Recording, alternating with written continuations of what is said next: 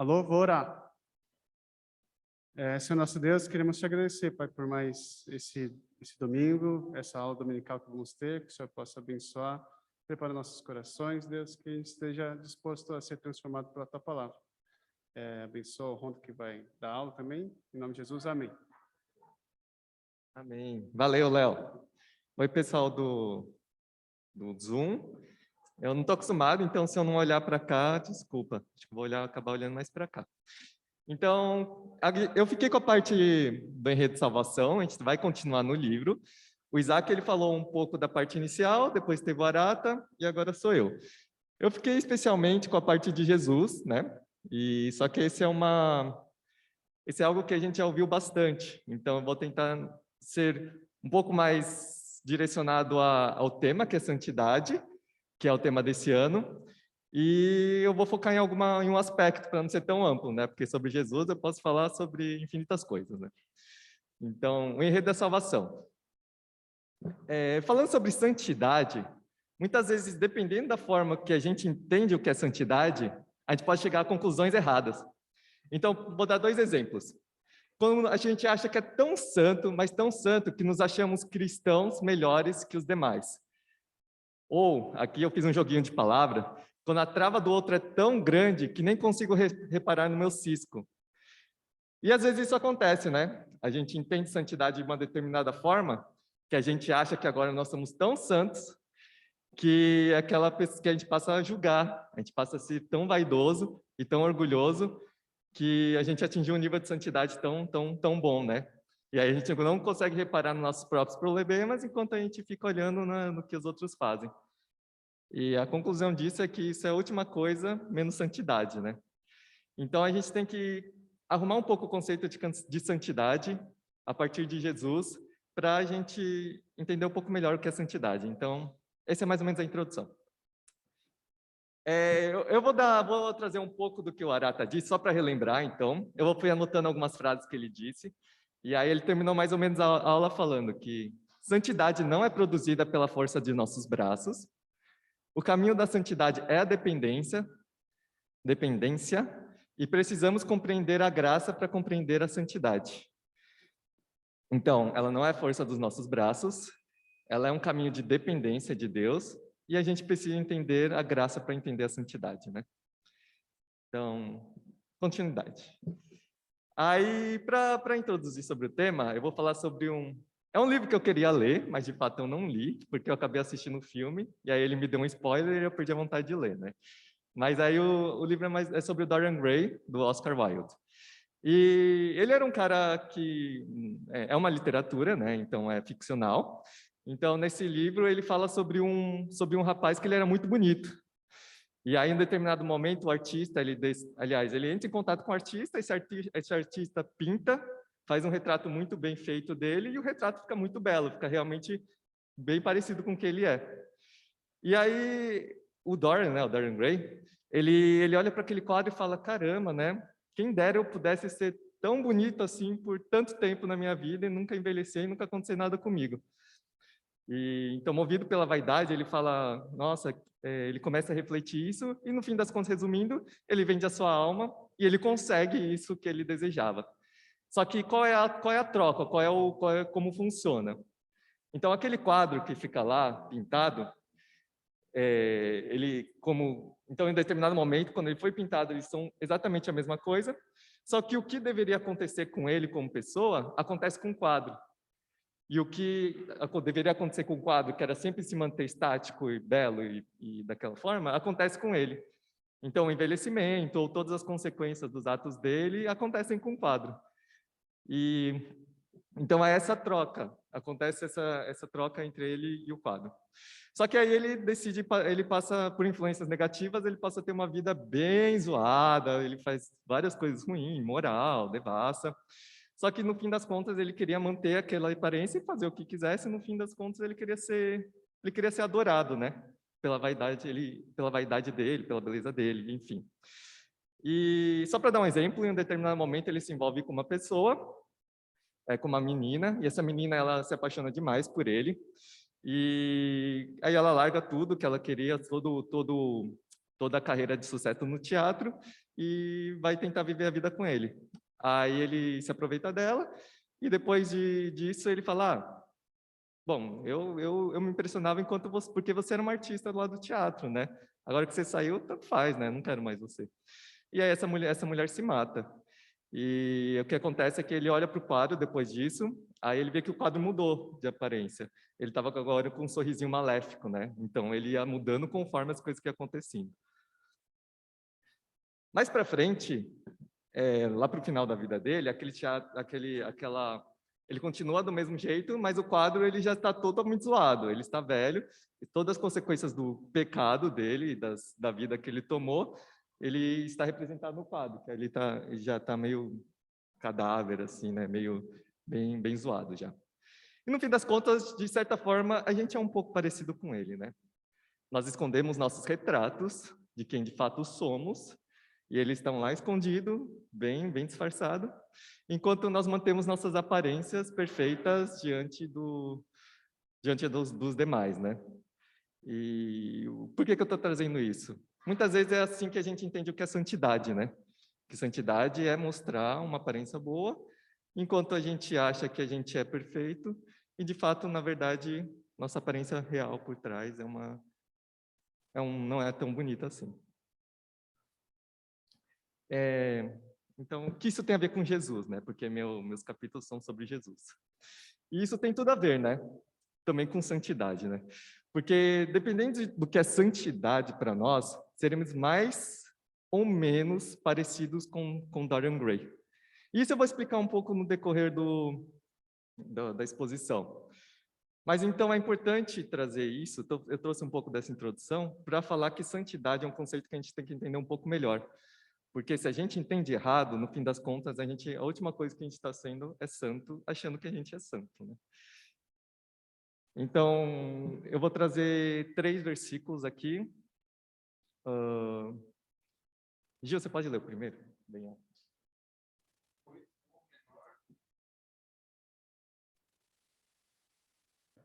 Vai. Pode, desculpa. Vai, Isaac.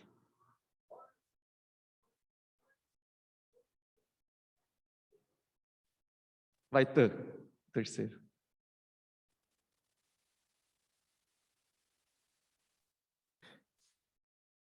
Então, esses são 3 momentos que Paulo escreve sobre a vida dele, né? E se a gente parasse, se tivesse tempo para refletir um pouco aqui, dá para ver uma certa progressão. Então, no começo ele fala que ele é o pior dos apóstolos. E no segundo momento ele fala que ele é o pior dentre os santos. Então, o pior dos apóstolos, eram os 12 lá, pior dos santos. Ele aumenta, engloba mais pessoas, né? Chegando ao ponto de ao fim da vida dele, fala, ao fim não, um pouco mais para frente, fala que ele é o pior dos pecadores, né? Então, só para vocês terem uma ideia, em 54 depois de Cristo, mais ou menos, ele fala que ele é o pior dos apóstolos, 61 depois de Cristo, ele fala que é o pior dos santos, 65 depois de Cristo, mais ou menos, ele fala que é o pior dos pecadores. Isso eu não retirei da minha cabeça, tá? Isso eu retirei de um livro, que é do J.I. Packer, ele é bem famoso no mundo reformado. E o que ele fala... Deixa eu voltar. E o que é interessante é que Paulo, a gente é um bom exemplo de maturidade para a gente, né, cristã. Deveria ser, né? E no decorrer desse caminho de conhecimento sobre quem é Deus, quem é Jesus, e sobre santidade também, o que ele parece que faz um movimento contrário do que a gente está esperando, né? Ele começa falando que ele é o pior dos apóstolos, ele caminha falando que ele é o pior dos santos, e ele termina falando que é o pior dos pecadores, né? E eu acho que esse é um pouco contra-intuitivo do que a gente pensa às vezes. A gente pensa que a gente vai chegar falando, putz, acabei de me converter, eu sou o pior aqui da minha escola, sei lá, pior dos que eu conheço, do meu país, mas para frente, lá no fim da vida, a gente espera que a gente fale, pô, sei lá, a Nath é melhor do que eu, né, aqui, né? Tem um monte de gente boa aqui, mas pelo menos eu sou o pior, mas daqui, né, dessa sala aqui. Então, e no fim das contas, a gente espera a gente se enxergar dessa forma, né? Travou, Gi.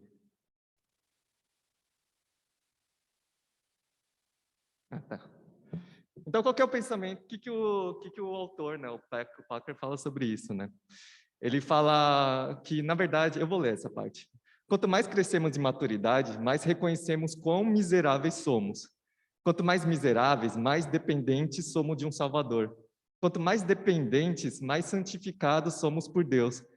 Ele fala que porque a gente reconhece que a gente é tão zoado, e nesse caminho de maturidade a gente vai vendo cada vez mais que nós precisamos de um Salvador, a gente começa cada vez mais a ser dependente de Deus e necessitar dele. Então, ele fala sobre uma vida embebedada de oração, que busca um constante relacionamento com o Salvador. Então, a santidade não é um caminho de independência, é um caminho que cada vez mais eu falo, nossa, como eu sou melhor, como eu estou mais santo, e por conta disso eu preciso menos de Deus, porque agora eu atingi um nível de santidade melhor. O caminho, na verdade, que eu acho que Paulo propõe, enfim, baseado no autor, é que é um caminho que cada vez mais eu me reconheço que eu necessito de Deus.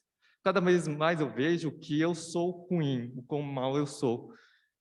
O Isaac tem uma teoria bem boa sobre isso, né? Isaac, a teologia da não sei o quê, mas eu não vou falar sobre isso, eu deixo para ele falar mais para frente. Mas basicamente isso, a gente é tão ruim que a gente precisa reconhecer que quão miseráveis somos para cada vez mais dependermos de Deus. Então, estamos falando sobre santidade, né? E quando falamos sobre Jesus, eu vou dar uma pausa, estou falando meio rápido, né? Mas quando falamos sobre Jesus, a gente imagina que ele é quem nos salva. E está certo, ele nos salva. Mas também o mesmo que nos salva é aquele que nos santifica. E é engraçado que a gente entende muito bem que ele nos salva. Mas no momento da santificação, muitas vezes a gente esquece isso e começa a achar que apenas nós, somos responsáveis pela nossa santificação. E aí a gente cai naquele problema de ter o mérito de ser santo, muitas vezes a gente julga e se acha orgulhoso, ou muitas vezes a gente simplesmente desiste porque a gente não vê formas de nos santificar, porque a gente já tentou de tudo e não consegue, né? Eu vou dar uma pausa, porque só para vocês digerirem um pouco. Aí eu vou pedir para o Gi passar, mas não agora, eu só vou falar um pouquinho. Então, agora entrando um pouco no enredo da salvação, bem rápido. Isaac passou sobre a criação, teve a queda, e nesse período da queda, principalmente que o Arata falou a respeito dos reis, de todos mais, de toda a evolução, era bem claro que o povo cada vez ele piorava mais numa espiral cada vez pior, descendente, né? E se não fosse Deus intervindo em determinados momentos, o povo ia piorar. Isso é o que acontece com a gente, né? Se Deus não intervém nas nossas vidas, a gente tem uma tendência a piorar. E a conclusão que o livro dá a respeito do Antigo Testamento, depois da queda e até o final, a entrar na minha parte, é que a gente tem que chegar à conclusão que o homem é incapaz de se salvar. A gente passou todo o Antigo Testamento e não é para a gente ter mais a dúvida que o homem é incapaz de se salvar e também ele é incapaz de, pelas suas próprias forças, se santificar também, né? Isso, se a gente ler o Antigo Testamento, vai ficar muito claro. E só para dar uma pausa, então agora é sobre a redenção, sobre Jesus, né? Eu vou passar só um vídeo só para... que é sobre o Ministério Infantil, aliás, eles fazem muito... É muito legal, então, só para trazer um refresco. Conhece a história da Páscoa? Hã? Não! Então você precisa ver isso! Deus queria que nós ficamos de bem com Ele. Por isso que Ele mandou Jesus. E a Páscoa foi quando Jesus foi salvar a gente. O povo adorava Jesus e todo mundo gostava de ficar perto dele. Ele é muito bom. Jesus falava de Deus, cuidava de pessoas, curou cegos, deu comida para um monte de gente, transformou água em vinho. Jesus falava que ele era o caminho para todo mundo ficar perto de Deus. Por isso tinha gente que não gostava dele, essas pessoas queriam prender Jesus. Ele sabia disso e, mesmo assim, foi para Jerusalém. Lá preparou uma refeição especial para ele e seus amigos. Então Jesus pegou a comida e agradeceu a Deus. Ele dividiu a comida para ele e seus amigos, e eles beberam, comeram e cantaram. Nessa hora, ele ensinou uma coisa muito importante, que a gente deve amar os outros, igual ele amou a gente. Depois do jantar, ele saiu para amigos para olá. Mas acredito que eles estão dormindo? Ele falava, acordem, acordem, acordem, porque vocês orarem. Mas eles não acordavam. Nessa hora, quando ele estava orando, foi preso. Daí foi bem chato, bateram nele, fizeram dodói nele, estavam com chicote e pá! Agora era sexta-feira. Fizeram carregar uma cruz bem pesada. Era muito difícil. As pessoas gritaram, salve assim mesmo. Se você é Deus, desce daí, cara. Ele estava sofrendo muito, sem falar nada, e foi bem triste. E agora Jesus estava morto. Tudo ficou escuro. E nuvens se lavam no céu. Eles colocaram o corpo de Jesus numa caverna, protegido por um guarda bem bravo, para ninguém entrar lá. Mas até o guarda se arrependeu, percebeu que Jesus era Deus. Ele até chorou. Os amigos de Jesus ficaram sozinhos, como se tudo que aquilo eles sonharam tivesse acabado. No domingo, 3 amigas de Jesus foram para a gruta. Elas estavam muito tristes, porque Jesus tinha morrido. Apareceu um anjo bem legal, que disse assim, não tenham medo, Jesus não está mais aqui, porque ele está vivo. E elas saíram correndo. Jesus está vivo.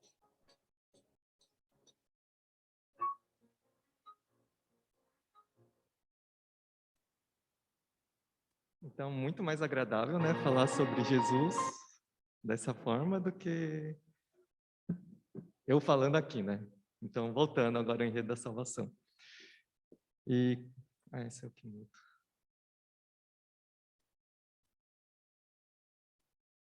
Então, na aula passada, né, o pastor Arata, ele falou que a santidade, então, não é a força dos braços, é um caminho de dependência à graça. O segundo momento, quando o Isaac falou que a queda, a gente passa a entender que as coisas são feitas pelas nossas próprias forças. É o homem sem Deus. E a gente é um caminho de independência, cada vez mais sem Deus. E é um caminho também de orgulho e vaidade. A redenção, por meio de Jesus, é um caminho inverso do que aconteceu. É um caminho da morte do justo para nos salvar. É um caminho de dependência do Salvador. E é um caminho de salvação é pela graça, não é pelo nosso próprio esforço que leva ao orgulho. Isso a gente entende bem, né?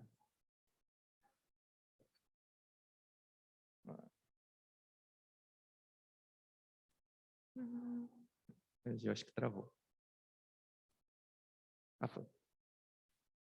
A gente entende muito bem sobre a salvação e a dependência a Cristo, mas isso vale para a santificação também. Aqui não é uma simetria perfeita, tá? Mas depois eu falo por quê.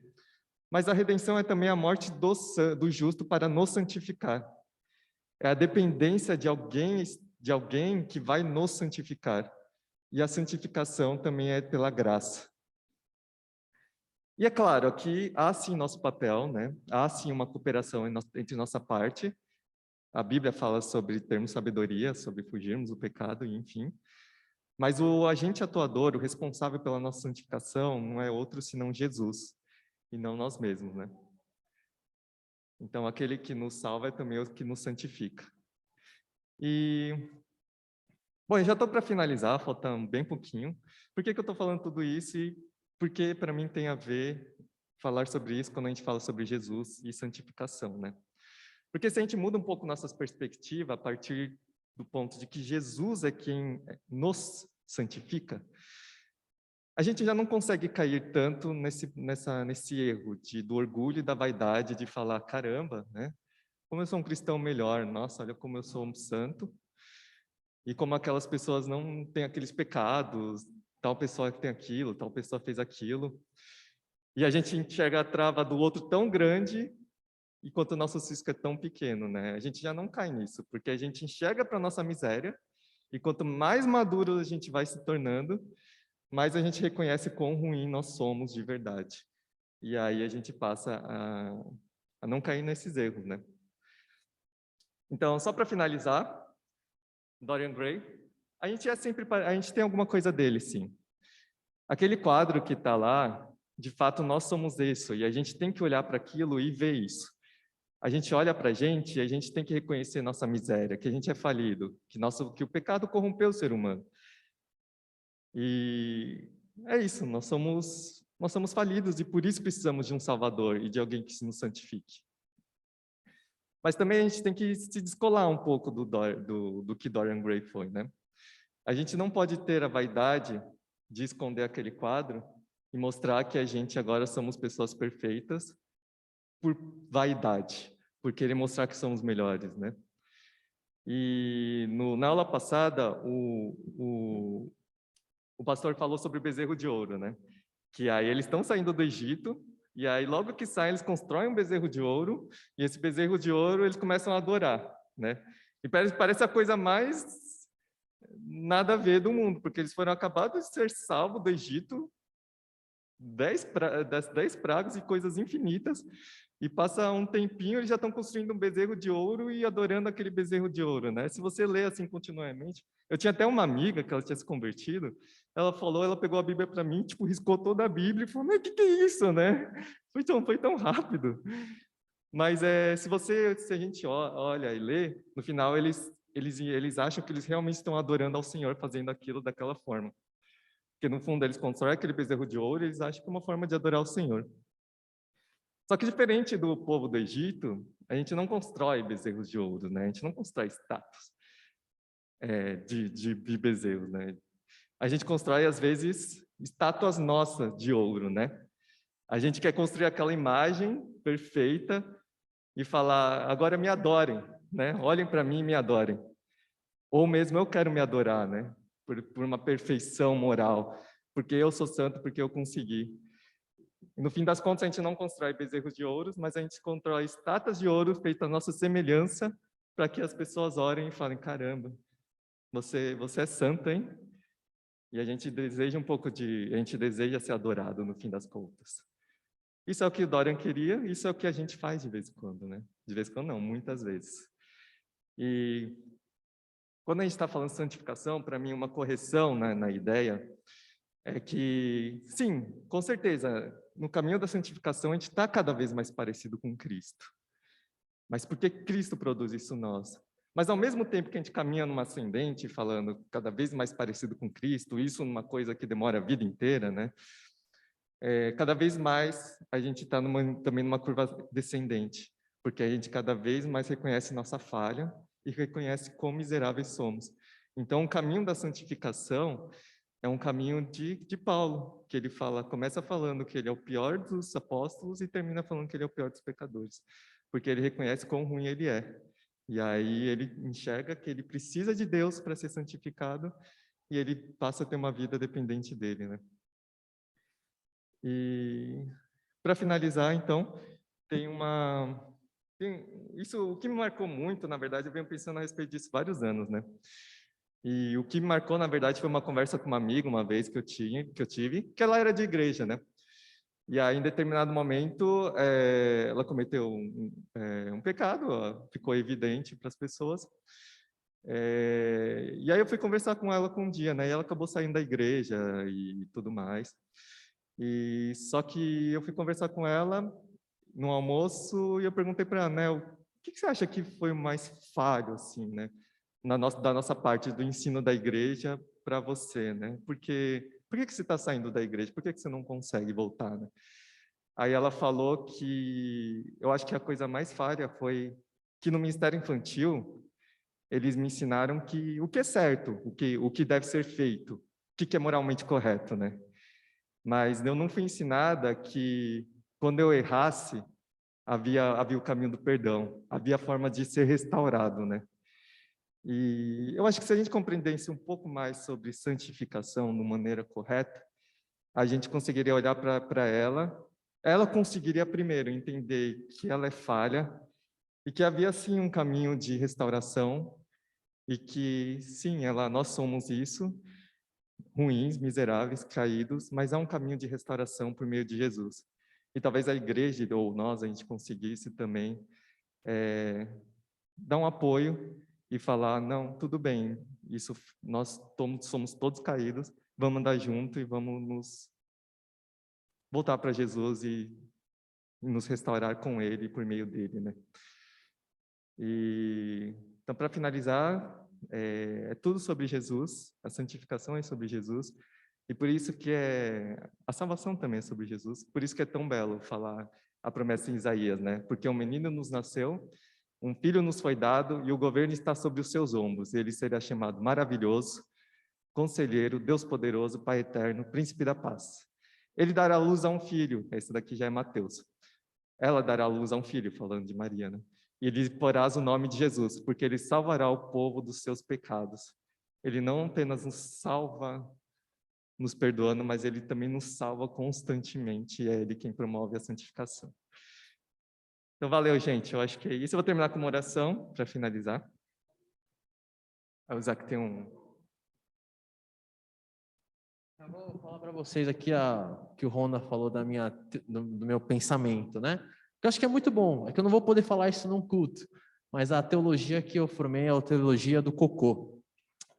É que a gente precisa, pelo menos uma vez por dia, falar assim, eu sou um cocô, ele é um cocô, eu sou um cocô, tu és um cocô, ele é um cocô, nós somos um cocô, vós, nossa, esqueci tudo, vai. Enfim, a gente tem que conjugar o verbo eu sou um cocô. E por que isso é importante?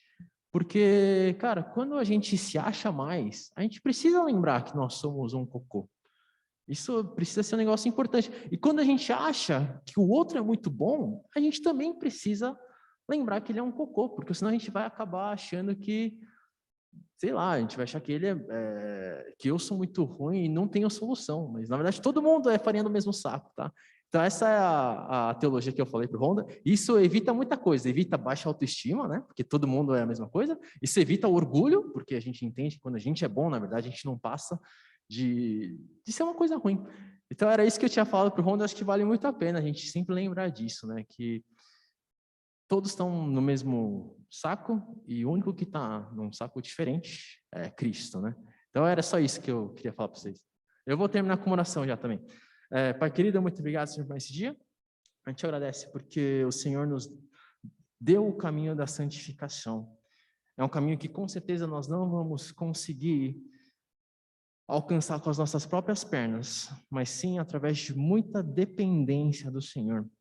Então, oro para que nós possamos aprender a ser dependentes de Ti, Pai. Aprender a confiar no Senhor e aprender a confiar cada vez menos em nós mesmos, Pai. É isso que eu te peço e agradeço, em nome de Jesus Cristo. Amém.